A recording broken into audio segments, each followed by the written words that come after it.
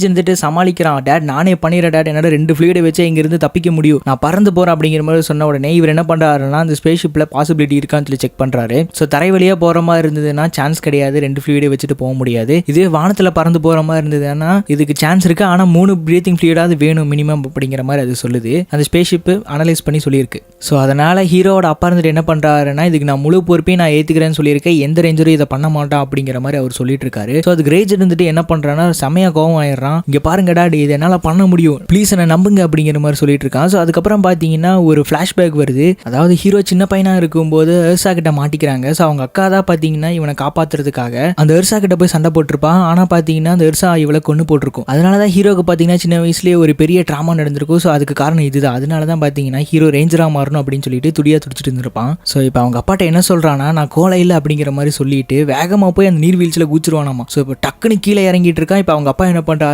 குதிச்சு தான் குதிச்சிட்ட இரு நான் உனக்கு கைட் பண்ணுறேன் அப்படின்னு சொல்லிட்டு அவர் கைட் பண்ணிருக்காரு. அப்போ என்ன ஆயிடுதுன்னா திடீர்னு வானத்துலேருந்து பார்த்தீங்கன்னா ஒரு பெரிய கழுகு வந்து ஹீரோவை கொத்தி தூக்கிட்டு போயிடுது. ஸோ இந்த வீடியோவோட ஃபுல் எக்ஸ்ப்ளனேஷன் நீங்கள் பார்க்கணும்னு நினச்சிங்கன்னா கீழே ரிலேட்டட் வீடியோ இருக்கும். ஸோ அதை கிளிக் பண்ணி இந்த ஃபுல் மூவியோட எக்ஸ்ப்ளனேஷனை நீங்கள் என்ஜாய் பண்ணி பாருங்கள். நம்ம சேனலில் போட்டிருக்கேன்.